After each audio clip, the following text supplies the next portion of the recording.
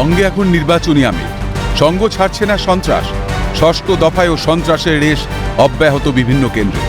অভিযোগ, বিজেপি করার অপরাধে বিজেপির পার্টি অফিস থেকে শুরু করে বিজেপি কর্মী সমর্থকদের মারধর ও তাদের বাড়ি ভাঙচুর করা হয়।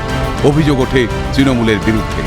ঘটনায় উত্তপ্ত ঘাটাল লোকসভার কেশপুরের তুষখালী 16 নম্বর বুথ চত্বর। আমাদের সারা ঘুমাতে দিচ্ছে না, ওরা সারা বিদ্যুৎ করেছে। আর সামনে বুথ আছে, বুথে দিকে ডাকছে, তারা কোনো মতে আসতে চায়নি। তা সত্ত্বেও হেঁটঝাঁটি করে উচ্চগত ভাষা বলে ঘরে ভেঙে চলে গেছে।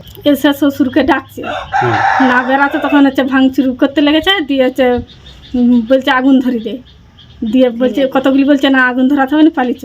দিয়ে টিভিকেও লুট করেছে, পাখা লুট করেছে, দিয়ে গেছে। ঘটনা ঘটেছে কালকে রাতে তৃণমূলের গুন্ডা বাহিনী এসে আমার বাড়িতে হামলা করে, ঘরদর ভাঙচুর করে, আমার বাবাকে মারধর করে, মেরে পা ফুলিয়ে দিয়েছে। তাই আমরা বিজেপি করি বলে। তুমি কি পোলিং এজেন্ট? আমি পোলিং এজেন্ট। কার পোলিং এজেন্ট? আমি হিরণদার পোলিং এজেন্ট। যদিও অভিযোগ অস্বীকার করে পাল্টা অভিযোগ তৃণমূলের বুথ সভাপতি। এটা মিথ্যে কথা, আমাদের গোষ্ঠী কেন, এখানে দুটা গোষ্ঠী আছে, নিজেদের লড়াই করে নিজেরা ভাঙচুর করেছে। সেই ভাঙতে তৃণমূলেরা কিছু বাড়ি ভাঙচুর করেছে ওরা, হ্যাঁ, অতর্কিত হবে। আর কতদিন এই সন্ত্রাস? কবে শান্তির ভোট দেখবে বাংলার মানুষ? অভিষেক চক্রবর্তীর রিপোর্ট, ক্যালকাটা নিউজ।